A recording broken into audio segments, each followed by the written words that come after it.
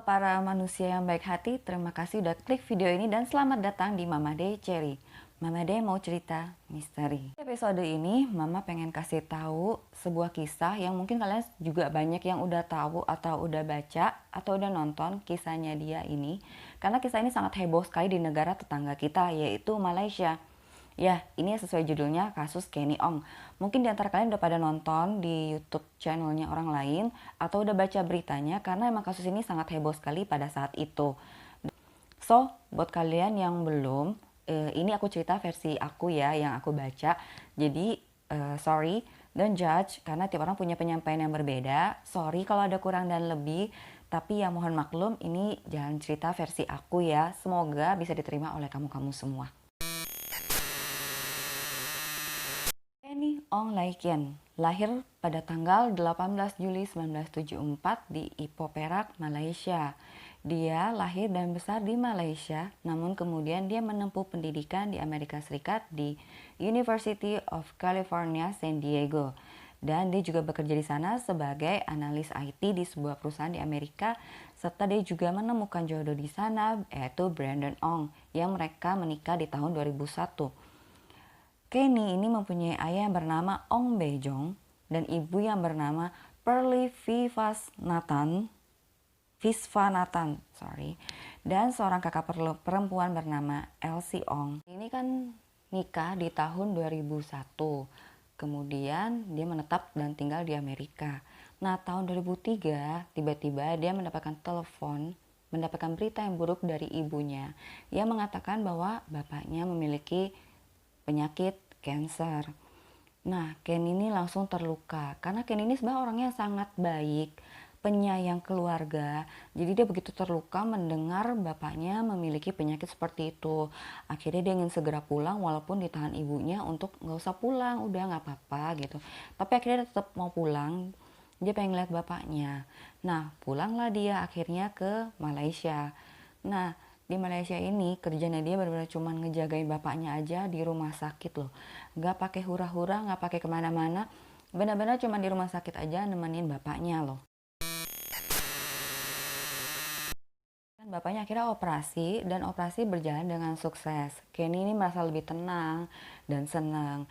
Nah, akhirnya dia memutuskan akan segera kembali ke Amerika.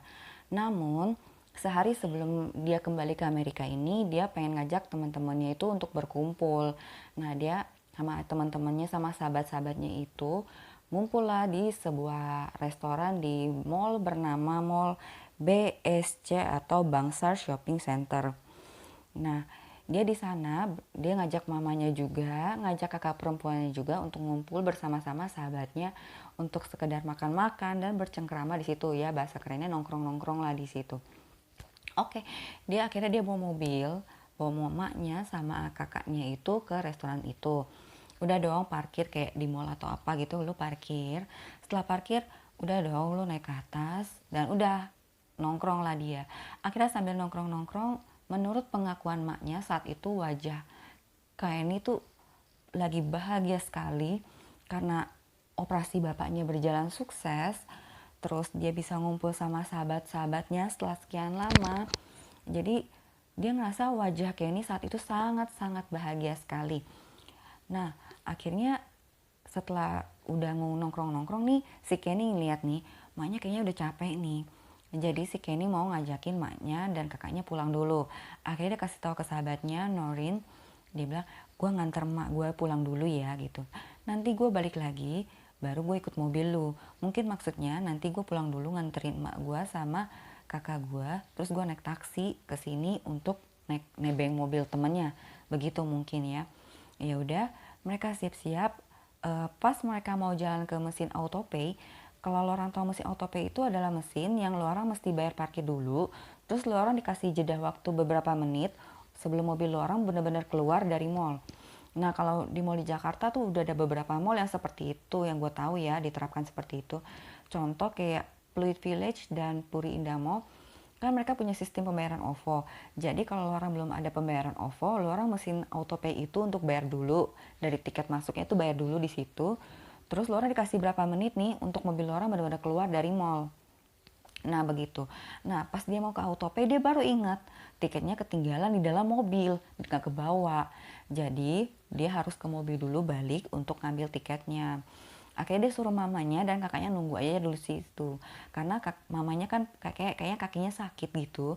Jadi dia suruh mamanya dan kakaknya nunggu aja di mesin itu dan dia turun sendiri ke tempat parkiran.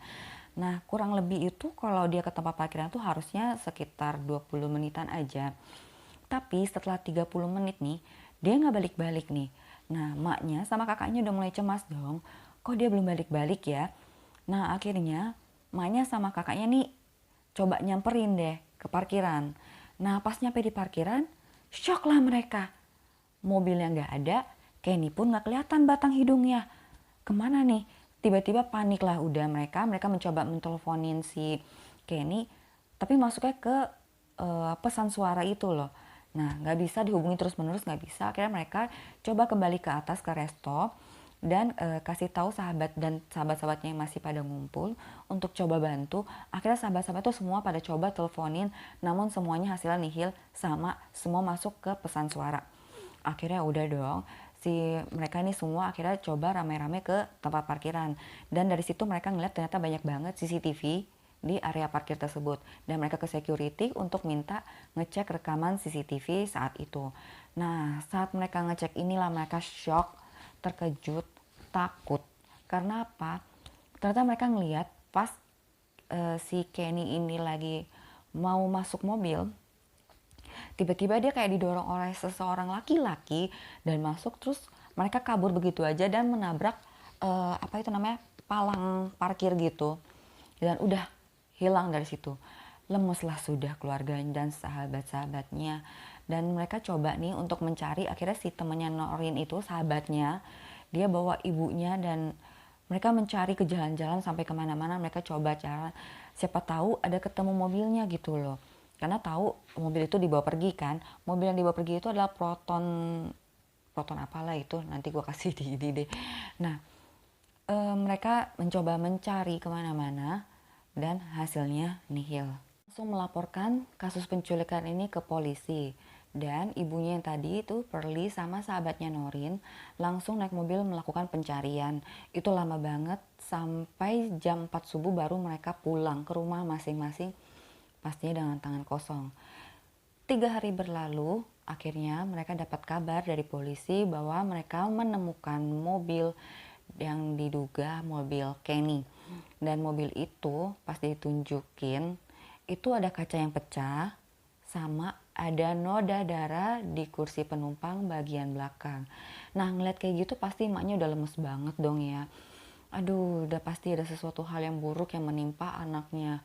Ya pasti gimana sih lu ngeliat kayak gitu, terus Kenny-nya belum kelihatan, pasti jadi emaknya tuh udah langsung parno, sedih, nggak tahu, bingung mesti ngapain lagi deh. Ketinggalan. Jadi nih, gue ketinggalan nih ya. Jadi emaknya itu sempet nyebarin ke media untuk minta penculiknya balikin anaknya. Makanya kasus ini sangat heboh sekali, banyak sekali orang yang ikut mendukung dan membantu ibunya menemukan Kenny ini. Makanya kasus ini heboh sekali karena tersebar di media, reporter juga ingin mencari tahu kebenaran berita ini. Makanya pas ditemukannya mobil tersebut, ya udahlah dikepungi oleh para reporter yang ingin mencari tahu. Nah, setelah penemuan mobil itu 4 hari kemudian, ada seorang pekerja bangunan gitu, dia menemukan sesosok mayat yang sudah hangus, yang terletak di kayak apa ya itu namanya ya, batu yang bulat itu loh, apa sih, terowongan atau apalah itu namanya, sorry aku nggak tahu namanya, ntar aku cari tahu deh ya. Nah, mayat tersebut hangus, jadi nggak bisa dikenalin, jadi dilaporkanlah ke polisi. Nah, dari yang polisi lihat itu, ini penemuan mayat ini nggak jauh dari penemuan mobilnya itu loh lokasinya.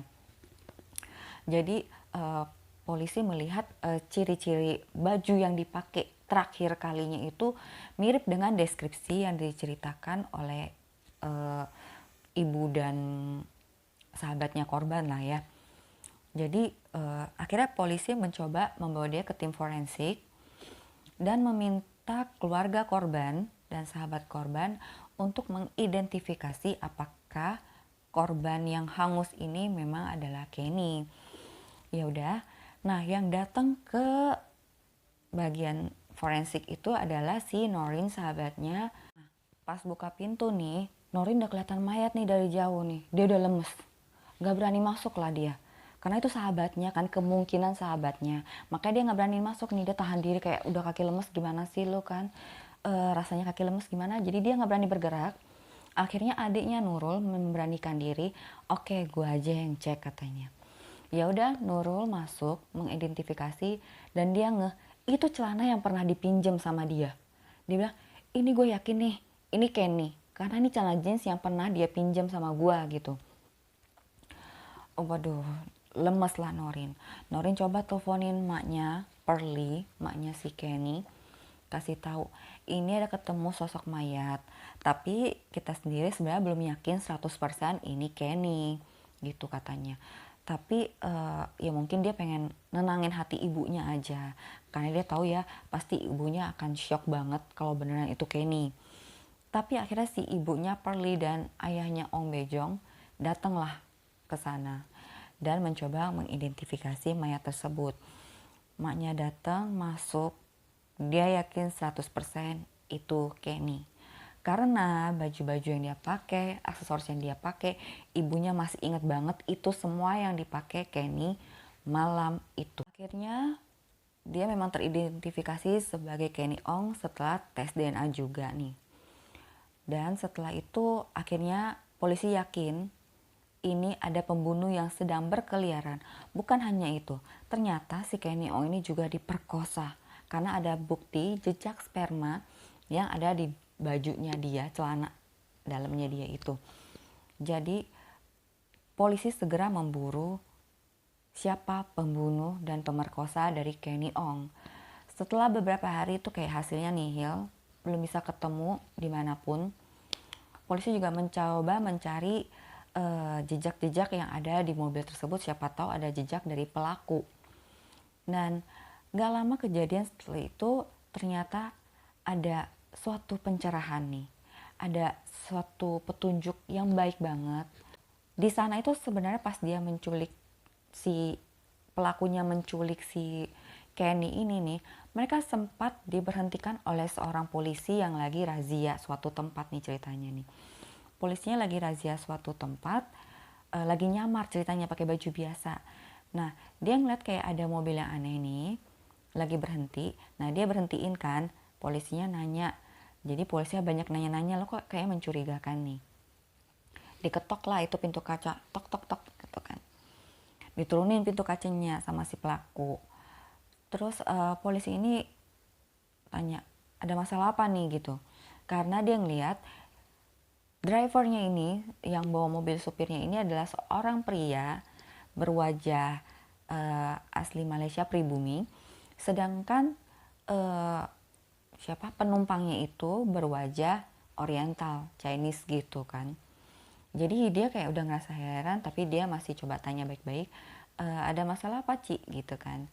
Oh nggak ada apa-apa, biasa nih kita lagi mau berhenti ngobrol dulu, mau bahas masalah nih biasa pasangan, itu jawaban dari si supirnya. Terus polisi ini coba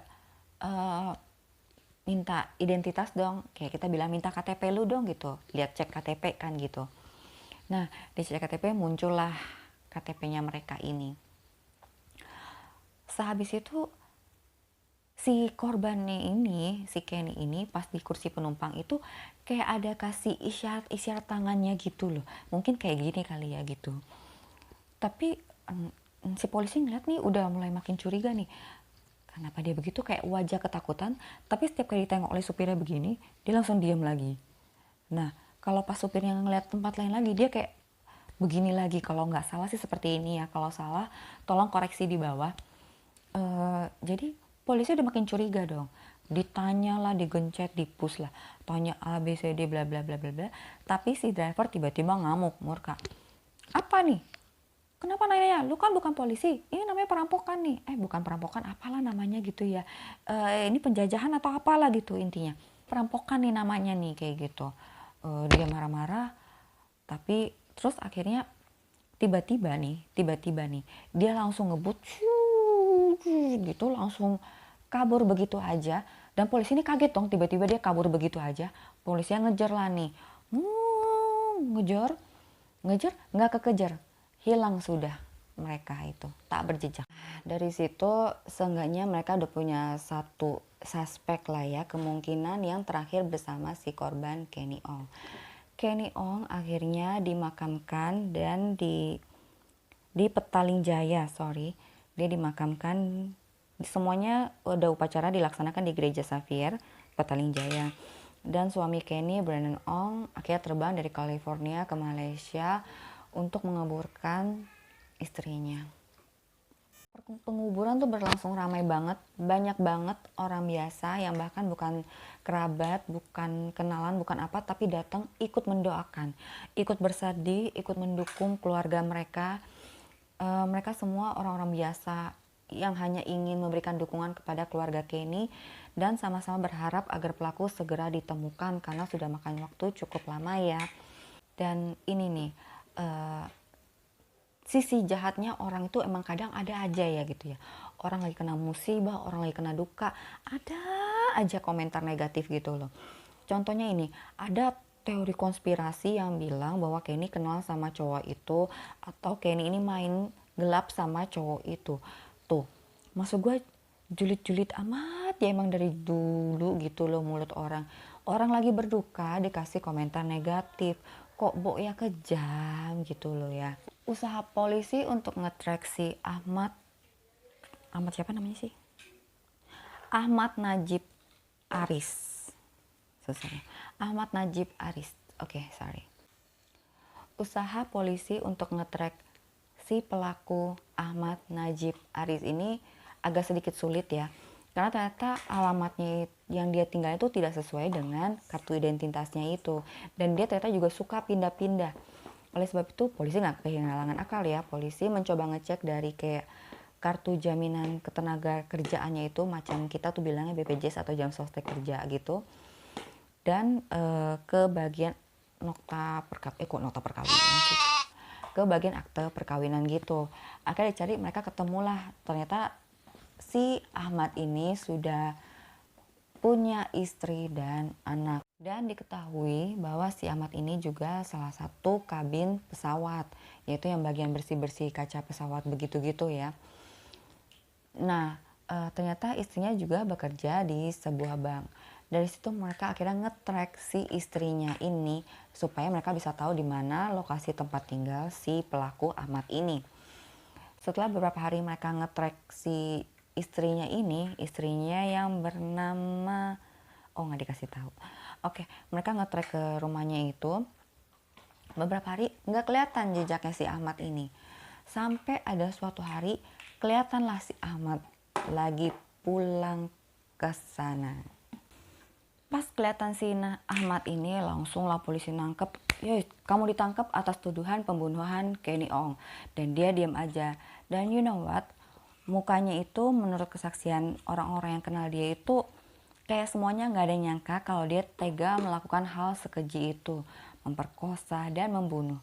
Jadi banyak banget orang yang nggak menyangka karena wajahnya kayak wajah baik, dia seperti suami yang baik dan ayah yang baik. So nih ya, psikopat itu memang ada banyak macam nih ya kalau lo orang tahu ya. Kayak lo orang pernah baca ceritanya keluarga The Watts kan, si pelakunya si ayah dan si suaminya itu adalah seorang suami yang baik, ayah yang penyayang. Tapi who knows, dia berani dan tega membunuh istri dan anak-anaknya. So, psikopat itu bisa ada di mana-mana loh. Hati-hati loh. Amit, amit, amit, amit, amit. Akhirnya polisi mencoba membongkar rumah dari si Ahmad ini dan menemukan baju-baju yang ia pakai saat hari H dia melakukan kejahatannya tersebut, dan ditemukanlah bercak darah Kenny. Maka dari situ dia sah sebagai seorang pelaku pembunuhan Kenny Ong. Dan dia ditangkap, akhirnya diadili. Walaupun pengadilan sempat berjalan cukup alot, namun akhirnya si Ahmad ini diadili. Pengacaranya sempat nyuruh dia, jangan aku bersalah. Kan ini belum pasti gitu loh. mungkin aja ini gimana-gimana, pokoknya pengacara berusaha membela dia ya. Kalau nggak salah, mohon koreksi di bawah. Tapi akhirnya Ahmad ini berpasrah. Dia berpasrah, dia bilang biarin aja deh, hukuman apapun dia terima. Akhirnya Ahmad dihukum mati. Nah, akhirnya dilakukan rekonstruksi ulang atau reka ulang adegan tersebut. Ternyata pas keluar dari parkiran, pas masuk ke mobil gitu, dia langsung ngancam pakai pisau, kalau lu berani menjerit, gua bunuh lu. Makanya si Kenny nggak berani teriak. Jadi dibawa kabur lah itu mereka. Dan yaitu dia mau bawa dia ke daerah yang agak sepi, ke kawasan industri yang agak sepi kan. Nah disitulah itu mereka yang ketemu polisi yang cegat mereka tadi itu. Nah setelah dia melarikan diri, akhirnya dia udah nggak tahan nih. Dia ingin memuaskan hasrat seksualnya itu. Akhirnya dia mau menepikan mobilnya ke jalan yang cukup sepi, diperkosalah Kenny Ong di situ. Nggak cukup di situ, akhirnya mereka jalan lagi ke daerah yang lebih sepi juga. Dari situ dia kayak belum puas, diperkosanya lagi. Gue baca beritanya kayak ngilu setengah mati ya. Apalagi nih, itu cewek baik-baik, penyayang keluarga, anak yang berbakti, pintar, cantik, semua kayak dia hidupnya tuh perfect banget, hidupnya sukses, pekerjaannya bagus, dapat suami yang tampan dan baik pastinya mungkin. Tiba-tiba harus diperlakukan seperti itu. Ini baca tuh ngilu banget. Tapi bukan berarti kalau orang yang wanita yang gak bener juga pantas digituin, nggak juga ya. Namanya psikopat ini bisa terjadi di mana saja ya, ingat. Jadi kita emang harus baiknya hati-hati. Nah, setelah pemerkosaan yang kedua ini, Kenny tiba-tiba ditusuk pakai pisau di bagian perutnya dan akhirnya ya pasti pendarahan parah. Jadi si Ahmad ini jadi panik dong otomatis. Dia panik. Nah, dia lihat tuh di kawasan industri namanya kan ada itu apa tuh yang kayak gambarnya kayak gini. Dimasukin lah dia mayat si Kenny, diikatkannya lah seperti ini tangannya menggunakan kain yang biasa dia pakai untuk membersihkan kaca di pesawat. Nah itu juga yang mengidentifikasi kalau dia adalah pelakunya ya. Dimasukinnya dalam posisi begitu masuk, terus kemudian ada semen-semennya juga di situ. Tidak sampai di situ, dia pulang. Tapi sebelum dia pulang tuh dia ada mendengar suara azan subuh gitu. Jadi mungkin suara azan subuh itu adalah suara yang terakhir yang didengar oleh si Kenny loh. Dan dia pulang atau kemana lah, dia balik lagi ambil bensin, dituanglah ke si korban tersebut dan dibakarnya dengan harapan korban ini tidak bisa dikenali. Ya, pada 15 September 2003 Ahmad diadili atas pembunuhan yang dilakukan di tanggal 14 Juni 2003 tersebut. Ini banyak banget orang yang datang untuk menyaksikan pengadilan ini. Karena yang tadi gue bilang itu, media itu heboh banget dan semua orang memberikan dukungan. Jadi banyak orang yang pengen tahu hasil dari keputusan mengenai kasus ini. Nah, pengadilannya ini sebenarnya berjalan cukup alot ya, dari 2003 sampai 2005 loh. Ada kalanya si Ahmad ini disuruh pengacaranya untuk mengaku tidak bersalah karena buktinya kan kayak tidak 100% gitu loh. Itu adalah DNA-nya si Ahmad dan lain-lain. Namun ada kalanya juga si Ahmad akhirnya berdiam diri dan pasrah sama segala tuntutan yang diberikan kepadanya. Akhirnya pada bulan Februari 2005, Ahmad Najib Aris dinyatakan bersalah dan dihukum mati di tanggal tersebut. Dia sempat ngajuin banding berkali-kali selama 6 tahun dan ditolak semua. Namun disarankan coba ngakuin permohonan pengampunan dari Sultan. Dicoba dilakukan menulis surat kepada Sultan, namun ternyata kemudian ditolak. Akhirnya tetap diputuskan dia menerima hukuman mati. Sepadan gak menurut lo orang? Menurut gue sih sepadan, karena udah ngilangin nyawa orang begitu aja dengan mudahnya. Akhirnya setelah 11 tahun mendekam di penjara dari 2005, Ahmad Najib Aris dihukum gantung pada tanggal 26 September 2016. Namun sehari sebelumnya dia diberi kesempatan untuk bertemu terakhir kalinya dengan keluarganya. Dan ya, life must go on. Keluarga Kenny akhirnya melanjutkan kembali hidup mereka. Suaminya, Brandon, akhirnya menikah lagi di tahun 2014. Tentu kejadian ini memberikan trauma yang cukup dalam bagi keluarganya yang kehilangan dengan cara brutal seperti itu. Ini cerita singkatnya kasus Kenny Ong yang sangat heboh di Malaysia saat itu. Dan kasus dia banyak banget diceritakan kembali oleh beberapa youtuber dari berbagai negara kalau gue lihat sih ya. Cuman gue belum baca lagi yang versi Indonesia, gue belum nonton sih terus terang. Jadi gue cuma berdasarkan yang gue baca. Oleh sebab itu kalau segala kurang lebihnya gue mohon maaf dulu. Oke, kalau kalian suka video ini klik tombol like-nya dan please subscribe untuk membantu membangun channel ini. Thank you semuanya yang udah nonton sampai habis. See you on the next video.